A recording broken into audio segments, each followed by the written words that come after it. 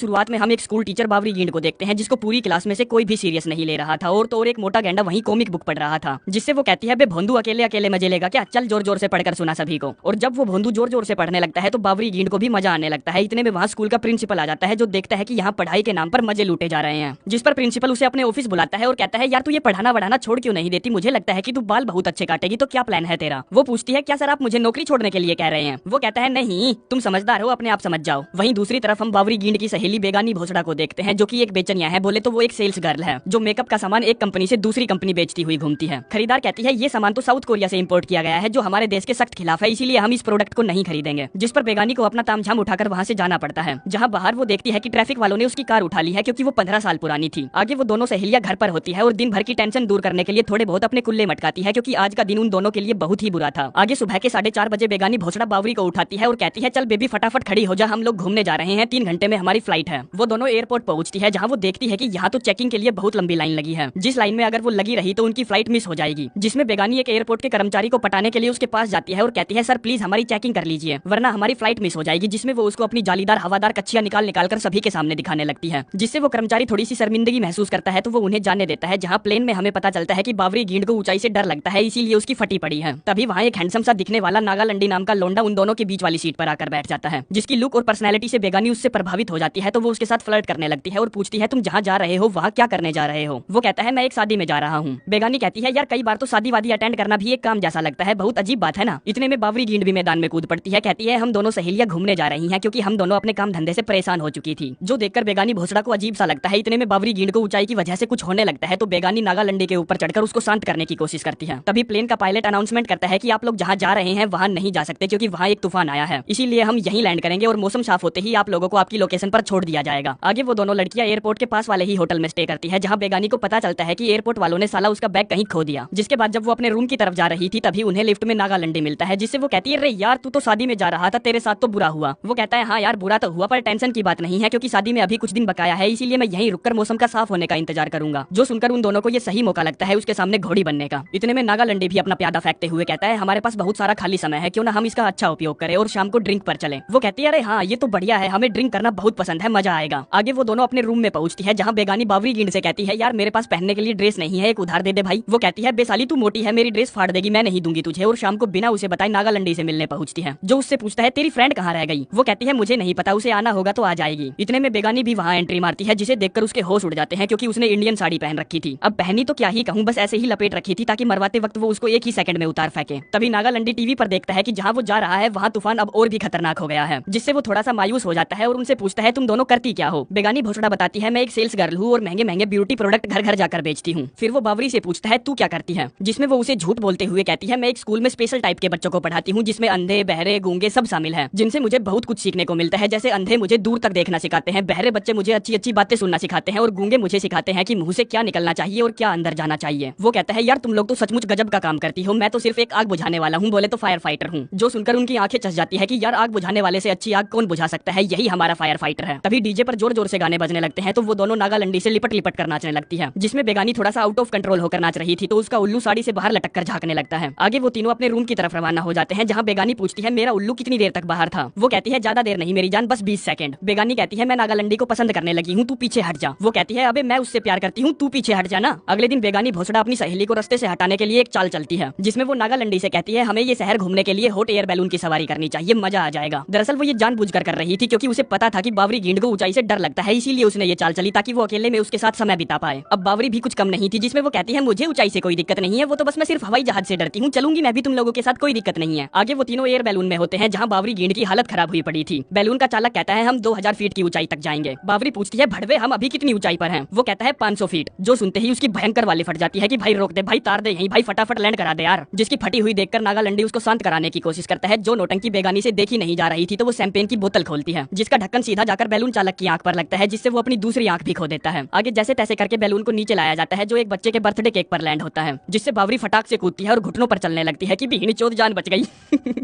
जिसके बाद वो तीनों होटल पहुंचते हैं जहां नागालैंडी उन दोनों की बकचोदियों से अब तक पक चुका था। तो वो कहता है मैं स्विमिंग पूल में रिलैक्स करने जा रहा हूं, जिसको फंसाने के लिए वो दोनों भी छोटे छोटे कपड़े पहनकर वहां पहुंचती है और पानी में अलग अलग तरीके से डाइव करके दिखाती है, जिसमें कुछ ज्यादा करने के चक्कर में बेगानी मुंह के बल पानी में गिरती है और उसकी आंख पर गहरी चोट लगती है। आगे वो दोनों अपना मुंह लटकाकर अपने रूम में पहुंचती है और कपड़े बदलकर जब वो बार में ड्रिंक कर रही थी तब वो देखती है कि नागालैंडी अपना सामान पैक करके कहीं जा रहा है, जिसके पीछे पीछे वो दोनों दौड़ती हुई पहुंचती है और कहती है तुम अकेले कहाँ जा रहे हो। वो कहता है पहली बात तो मैं अकेला नहीं हूँ, मैं पंकज उदास के साथ हूँ। दूसरी बात मैं यहाँ फ्लाइट के इंतजार में ज्यादा समय तक नहीं रुक सकता। बेगानी कहती है 2 लोगों की जगह और बना लो, हम अभी आते हैं। आगे वो चारों अपने लंबे सफर पर निकल पड़ते हैं जहाँ कार में बेगानी ड्राई स्किन का बहाना लगाकर नागालैंडी के हाथ की मालिश कर रही थी, जिससे बावरी को जलन होती है। तो वो सभी को उसकी बचपन की फोटो दिखाती है जिसमें उसने 3 सालों तक ये हेलमेट जैसी चीज पहनी थी ताकि उसका आंट जैसा सर सही शेप में आ जाए, जो देखकर सभी बेगानी पर बहुत हंसते हैं, जिससे उसको बहुत बुरा लगता है। आगे कार को पेट्रोल डलवाने के लिए रोका जाता है जहाँ बावरी को बहुत जोर की लघु शंका लगी थी तो वो करने जाती है, जहाँ जब वो टॉयलेट की हालत देखती है तो उसकी सांसें रुक जाती है। पर करे तो करे क्या, उसको बहुत जोर की लगी थी, अगर उसने नहीं की तो सुसु उसकी दरार फाड़ के बाहर निकल आती, जिसमें वो सीट पर बैठने की बजाय उस पर झुककर ऊपर से ही धार मारती है। और जब वो वहाँ से बाहर निकलने की कोशिश करती है तो पाती है कि दरवाजा बाहर से लॉक है, जो बेगानी ने उससे बदला लेने के लिए किया था, जिसमें वो शैंपेन की बोतल लेकर नागालैंडी से मिलती है, जो उससे पूछता है तुम्हारी फ्रेंड कहाँ रह गई, हमें देरी हो रही है। वो कहती है अरे यार उसे थोड़ा सा टाइम लगेगा क्योंकि उसे पतले वाले दस्त लगे हैं। वहीं बाथरूम में बावरी गेंद अपने पूरे शरीर पर टिश्यू पेपर लपेटकर खिड़की से बाहर निकलने की कोशिश करती है, जिसमें वॉश बेसिन टूट जाता है और उसका पैर टट्टी से भरे कमोड में घुस जाता है, जिसका वो अफसोस कर ही रही थी कि उसका दूसरा पैर फिसल जाता है और वो वहीं बाथरूम में लंबी लौट जाती है। वहीं बेगानी मौके पर चौका मारने में लगी थी, तब तक बीवी गेंद जैसे तैसे करके टट्टी से सनी हुई खिड़की से बाहर कूदती है, जिस पर सभी उसकी तरफ दौड़ते हैं पर कोई उसे छूता नहीं क्योंकि टट्टी छूना किसी को पसंद नहीं, चाहे वो सोने पर ही क्यों ना लगी हो। आगे वो गुस्से से भरी हुई अपने आप को पानी से साफ करती है और कपड़े बदलकर वो सभी फिर से अपने लंबे सफर पर निकल पड़ते हैं, जहाँ उसे पता था कि बाथरूम का दरवाजा उसकी सहेली ने लॉक किया था, जिसका बदला लेने के लिए वो नागालैंडी से कहती है गिरने की वजह से मेरी गर्दन में झटका लगा है, क्या तुम थोड़ा सा दबा दोगे। जिसमें जब नागालैंडी उसका कंधा दबा रहा था तो वो अजीब अजीब सी आवाजें निकाल रही थी अपनी सहेली को चिढ़ाने के लिए, जिसका बदला लेने के लिए बेगानी शैंपेन की बोतल में 4-5 नींद की गोलियां डाल देती है और उससे कहती है ले थोड़ा सा पी ले, तुझे अच्छा लगेगा। जिस पर वो कहती है नहीं मेरा पीने का मन नहीं है, तू ही पी ले। तभी पंकज उदास बेगानी से वो बोतल छीन लेता है और उसे आधी से ज्यादा पी जाता है, जिससे होता तो कुछ नहीं, बस रात के समय वो सारे सो रहे थे और गाड़ी सीधी चली जा रही थी, जो एक साइन बोर्ड से टकराती है, जिससे नुकसान तो कुछ नहीं होता, बस लाइटें वाइटें टूट जाती हैं। आगे वो एक होटल में रात बिताने के लिए रुकते हैं जहाँ बीवी गेंद के हाथ वो बोतल लग जाती है जिसमें डली हुई वो नींद की गोलियां देखती है और अपनी सहेली से कहती है कुतिया तू इतनी नीचे कैसे गिर सकती है, हम सभी मर भी सकते थे, जिससे गुस्सा होने की वजह से वो अपना अलग रूम बुक करवाती है। आगे बेगानी का दिमाग खराब था तो वो थोड़ा सा नशा करने बार में जाती है, तभी वहाँ पंकज उदास आता है जो उसे लाइक करता था। कहता है मैं एक सुनार हूँ, मेरा बाप भी सुनार था और मेरा दादा भी सुनार था, जिसमें अजीब बात यह है कि सभी मेरे पास सिर्फ हीरा मांगने आते हैं, जबकि मेरे पास हीरे से भी अच्छे अच्छे पत्थर हैं जैसे पन्ना, रूबी, नीलम और भी बहुत सारे प्रकार के, जो बोलकर वो वहाँ से चला जाता है। अब दोस्तों मैं 110% श्योर हूँ कि आप लोग पंकज उदास की कही बात का मतलब नहीं समझे होंगे। दरअसल वो हीरे का उदाहरण देकर ये समझा रहा था कि नागालैंडी एक हीरा है और मैं वो रूबी हूँ जिसे लोग नहीं चाहते, जबकि मैं हीरे से भी ज्यादा गुणवान हूँ। वहीं दूसरी तरफ बावरी गेंद कोल्ड ड्रिंक लेने जाती है, तभी वहाँ नागालैंडी आता है जो उसके उल्लू पकड़कर उसे वहीं चूस डालता है। फिर वो उसे अपने रूम में ले जाता है और उसकी भगा भगा के मारता है, जिससे बीवरी गेंद को जीत वाली खुशी मिलती है कि नागालैंडी अब मेरा हुआ। अगले दिन जब वो ब्रेकफास्ट कर रही थी तभी बेगानी वहाँ आती है और कहती है यार बहुत हो गया हमारा एक लड़के के लिए ऐसे पागल कुतिया की तरह लड़ना, मुझे तो उसके टेढ़े लोड़े से भी कहीं ज्यादा पसंद है। बावरी पूछती है साली कुतिया तुझे कैसे पता उसका लोड़ा टेढ़ा है, क्योंकि कल रात तो मैं सोई थी उसके साथ। वो कहती है क्या बात कर रही है यार, कल रात मैं भी सोई थी उसके साथ। जिस पर वो दोनों आपस में कुत्तों की तरह लड़ने लगते हैं कि साली तूने मेरे मर्द को छुआ तो छुआ कैसे। तभी सिक्योरिटी वाला उन पर अपनी बंदूक तान देता है कि एक बार और हिली तो यहीं ठोक दूंगा। आगे पुलिस बुला ली जाती है जहाँ पंकज उदास उन्हें बताता है कि ये सारा झगड़ा नागालैंडी नाम के एक लड़के की वजह से हुआ है जो मेरी कार लेकर भाग गया। पुलिस वाली पूछती है क्या तुम्हारे पास उसकी कोई फोटो है, जिस पर पंकज उदास उसे सोशल मीडिया पर सर्च करता है और उसे पता चलता है कि वो जिसकी शादी में जा रहा था वो उसकी खुद की शादी है, जो सुनकर उन दोनों लड़कियों की फटी हुई दरार और फट जाती है। जिसमें वो पुलिस वाली से कहती है मैम आप एक औरत है, आप हमारी बात समझ पाएंगी, उसने हम दोनों की मारी और अब वो किसी और को धोखा देने के लिए उससे शादी कर रहा है, प्लीज हमें उसे रोकने दीजिए। अब बात औरत पर आ गई थी तो पुलिस वाली उन्हें जाने देती है, जिसमें वो दोनों फटाक से एक टैक्सी बुक करती है और कुछ ही घंटों की ड्राइव करके उस होटल तक पहुंच जाती है जहां नागालैंडी शादी कर रहा था। जहां जब वो उन दोनों को देखता है तो उसकी फट जाती है कि ये साली तो यहाँ का पूरा सीन चौपट कर देगी। जिनको वो खोपचे में ले जाता है और उनसे पूछता है तुम यहाँ क्या कर रही हो। वो कहती है साले तूने हम दोनों का फायदा उठाया और अब तू किसी और को धोखा देने जा रहा है। नागालैंडी कहता है मैंने तुम्हारा फायदा नहीं उठाया, तुम खुद अपना फायदा उठवाना चाहती थी। वो पूछती है अच्छा तो फिर तुमने हमें ये क्यों नहीं बताया कि तू जिस शादी में जा रहा है वो तेरी शादी है। नागालैंडी कहता है तुमने कभी पूछा ही नहीं कि मैं किसकी शादी में जा रहा हूँ। तभी वहाँ उसकी वाइफ आती है जो उससे कहती है भड़वे तू शैंपेन पी रहा है, किसने बोला है तुझे ये पीने के लिए, जिसको छीनकर वो साइड में रख देती है और कहती है साले तूने ये कपड़े पर क्या लगा रखा है, छोटा बच्चा है क्या। जिस पर वो फटाफट अपनी पैंट को साफ करता है, जहाँ से जाते वक्त उसकी वाइफ उसे कुत्ते की तरह अपने पीछे ले जाती है। जो सब देखकर उन दोनों को लगता है कि इसकी शादी तुड़वाने से अच्छा है कि इसकी शादी उस खड़ूस के साथ हो ही जाए, क्योंकि वो अपनी वाइफ के साथ भेगी कुतिया की तरह रहता था जो कि उसके लिए टिट फॉर टैट था। आगे जब वो वहाँ से निकलने की तैयारी कर रही थी तब उन्हें पता चलता है कि उनकी फ्लाइट 4 घंटे लेट है, जिसमें बेगानी पंकज उदास से मिलने जाती है क्योंकि उसे पता चल चुका था कि ये बंदा हीरे से बहुत ज्यादा महंगा है, इसीलिए वो उसको वहीं चूस डालती है। जिसके बाद कुछ समय बीत जाता है और बावरी वापस अपने स्कूल में जाती है जहाँ वो प्रिंसिपल से कहती है साले मैं ये नौकरी नहीं छोड़ूंगी। प्रिंसिपल कहता है बेवकूफ की बच्ची, मैंने तुझे कब कहा स्कूल छोड़ने के लिए, मैंने तो कुछ और कहा था और तू कुछ और ही समझ गई। वहीं दूसरी तरफ अब बेगानी पंकज उदास के साथ थी जिसको वो महीने में 1-2 बार देने भी चली जाती थी और इसी के साथ ये कहानी